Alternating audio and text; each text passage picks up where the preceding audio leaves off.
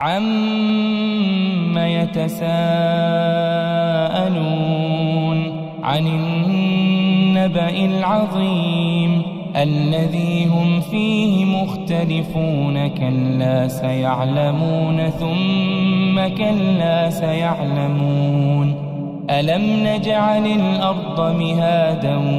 وَالْجِبَالَ أَوْتَادًا وَخَلَقْنَاكُمْ أَزْوَاجًا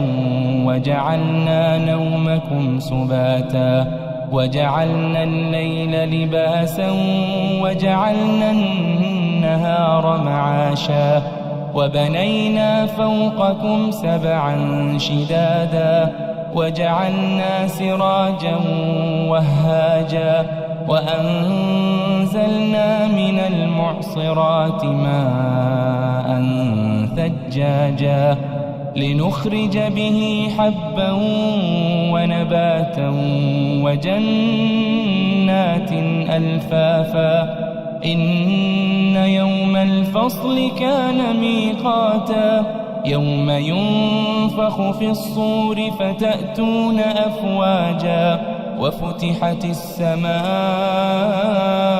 فَكَانَتْ أَبْوَابًا وَسُيِّرَتِ الْجِبَالُ فَكَانَتْ سَرَابًا إِنَّ جَهَنَّمَ كَانَتْ مِرْصَادًا لِلطَّاغِينَ مَآبًا لَابِثِينَ فِيهَا أَحْقَابًا لَا يَذُوقُونَ فِيهَا بَرْدًا وَلَا شَرَابًا إِلَّا حَمِيمًا وَغَسَّاقًا جَزَاءً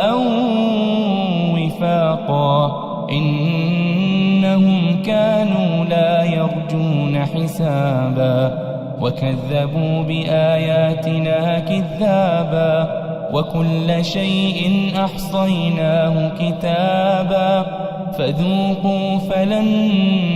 نَّزِيدَكُمْ إِلَّا عَذَابًا إِنَّ لِلْمُتَّقِينَ مَفَازًا حَدَائِقَ وَأَعْنَابًا وَكَوَاعِبَ أَتْرَابًا وَكَأْسًا دِهَاقًا لا يسمعون فيها لغوا ولا كذابا جزاء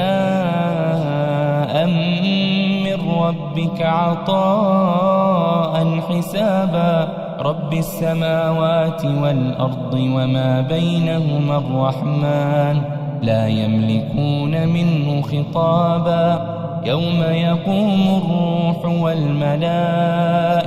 صفا لا يتكلمون إلا من أذن له الرحمن وقال صوابا ذلك اليوم الحق فمن شاء اتخذ إلى ربه مآبا إنا أنذرناكم عذابا قريبا